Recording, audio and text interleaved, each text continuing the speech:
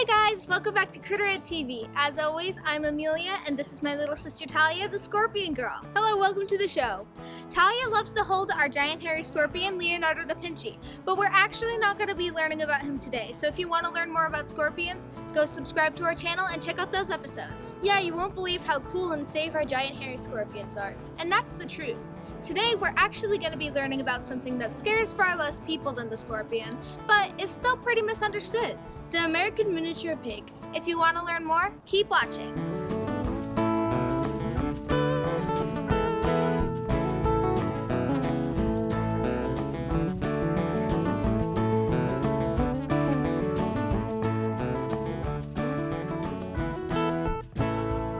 Welcome back to Critter Ed TV. My name's Jed Dodds, and I'm here as always with Clint Elliott, the co-creator of the Tinkerberry Therapeutic Zoo. Well, fancy seeing you here again, Jed. And fancy seeing you as well. So there's something I'd like to say before we get started. Jed, I know you're really busy in your career in the local animal scene here in Tucson, and I really want to thank you for taking a little bit of your free time to help Susan and I achieve our dreams. Well, I truly appreciate that, and I love what you and Susan are doing here at the Tinkerberry Therapeutic Zoo, and I'm really proud to be a part of it. Well, we couldn't do it without you. Well, now I think you could do that because the animals are really the star here on Critter Ed TV, especially the one we're going to talk about today, which is the American miniature pig, which after this episode, you guys are sure to love. Yeah, a lot of the animals we've focused on so far are more the traditionally scary variety, for lack of a better term.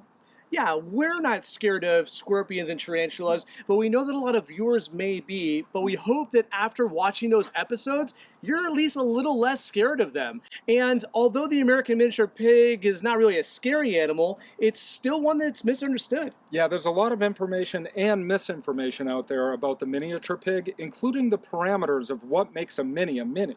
Yeah, one of the most controversial topics surrounding them is also, do they make a good house pet, or should they just be outside and be livestock? Yeah, so we're going to boil it down to the basics and then let you, the viewer, share your knowledge in the comment section below.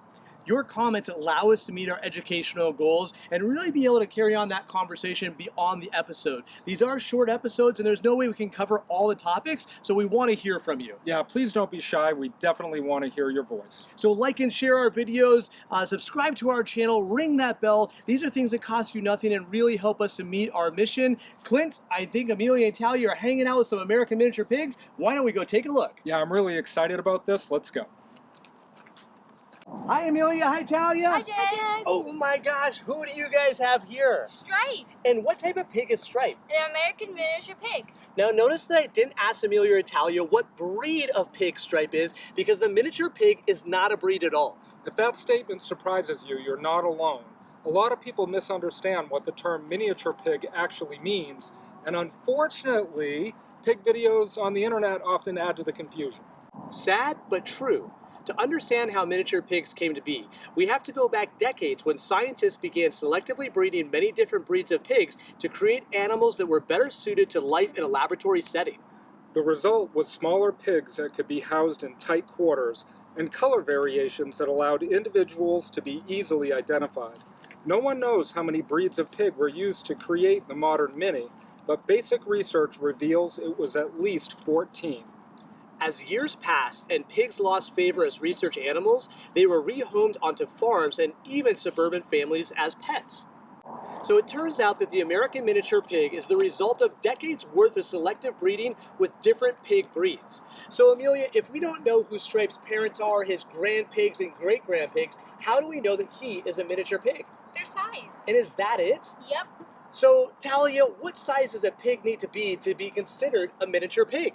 There's no universal standard, but an average weight for a fully grown miniature pig is 50 to 150 pounds, though any pig that reaches a top weight of under 350 pounds is considered a miniature. Wow, that's pretty small compared to some of their cousins who can reach 2,000 pounds. Amelia, does anything else distinguish a mini? Some people use a pig's height at their front shoulder as a standard, with that height running between 15 and 20 inches. So it's safe to say that those viral videos of tiny pigs in tutus that fit in the palm of a person's hand are babies, and should never mislead viewers to think pigs that size actually exist into adulthood. Yeah, no one should ever expect to pick up a full-grown miniature pig with one hand. Yeah, Stripe is about as small of an adult mini as you're going to find, and I'm not holding him for long, even though he does clearly love it. Yeah, size is a huge factor when you're thinking about bringing a miniature pig into your house. I mean, you have 9 miniature pigs here, and really only 4 of them are small enough as adults to be able to pick up. I mean, unless you're a power lifter. Yeah, and clearly I am not a power lifter. And size is not the only potential downside to bringing a pig into your house as a household pet. But let's ask Amelia and Talia, do pigs even make good pets? Yeah, of course they do. Well, why am I not surprised that they would say that? Well, maybe because we raised Stripe in our house and he was a pure joy to have around. But to say that a miniature pig would not be a good choice for most families is a serious understatement. It takes the right combination of person, property, and pig to make it work. Yeah, there's a reason that pigs have not gained the popularity of dogs, cats, or even rabbits. So let's take a look at what does make a good pet pig for some and disastrous for others. Did you know that pigs are one of the smartest domesticated animals in the entire world, ranking even higher than dogs? Sorry, man's best friend, but... Oh, who am I kidding? We still love you, Loki. Did you know that pigs being dirty animals is just a myth? Pigs are some of the cleanest animals on earth, and they never go to the bathroom near where they live. That makes mini pigs easier to house train than puppies, and clean water in a tiny pool can replace mud to keep them cool. Yeah. Pigs were thought to be dirty in the past because they were kept in large numbers in small pens where they couldn't get away to use the bathroom. And because pigs lack sweat glands, farmers provided mud as a cheap way to keep important food sources from dying in the summer heat. It's kind of sad how improper care caused millions of people around the world to believe that pigs' personalities and hygiene habits were nothing like they really are. Did you know that pigs can communicate with each other with over 20 calls, including grunts, barks, squeals, and screams? Grunts usually indicate contentment. Barks can indicate playtime, presence of food, or sudden alarm, while squeals and screams communicate different levels of alarm. Here at the ranch, it usually means a pig is getting picked up when it doesn't want to. Except for Stripe, he always loves to be picked up. Yeah, how awesome for me. Did you know that pigs can learn to walk on a leash or a harness and can be trained to follow commands like sit, stay, and to fetch objects just like a dog? But if they really are smarter and cleaner than dogs and cats, why haven't they taken over as the world's most popular household pet? And that's the $1 million question. Talia, what's one reason why mini pigs aren't more popular as pets? Maybe they're a little too smart. They need constant attention and enrichment or they get bored fast. Amelia, what can happen when a pig gets bored in your house? Mass destruction. They love tearing things up to keep from being bored, especially curtains and blankets. And they're so good at opening cabinets to get at food, so you have to child-proof everything. It's like having a 2-year-old child for 12 to 18 years. Stripe didn't tear your house apart, did he, Talia? No, because we had a big backyard with a wading pool and lots of toys to keep him busy.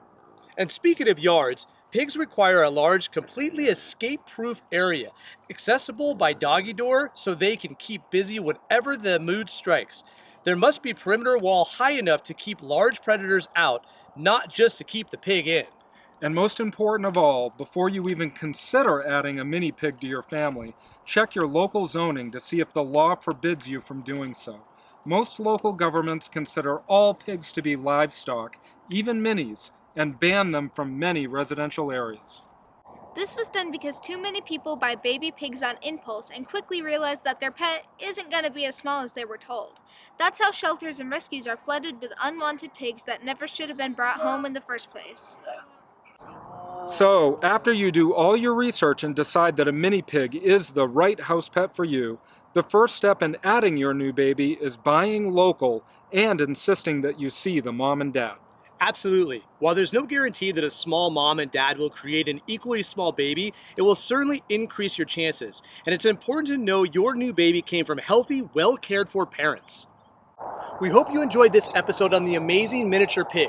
But before we go, let's remind you 2 things to think about before you bring a pig into your house. Amelia, what's one? Their size. That's right, size matters. It sure does, and don't let anybody ever tell you different, because a mini pig is a mini up to 350 pounds. That is way too big to have in your house. Yes, indeed. Talia, what's another thing? They need a lot of your time. That's right. Remember that pigs are extremely intelligent and they need a lot of attention and enrichment to make successful pets in your house. So make sure to do your research before you bring one home. Well, that's going to do it for this episode. We'll see you next time on Critter Ed TV, where fear becomes wonder and wonder becomes passion. Bye, Bye, guys. Bye.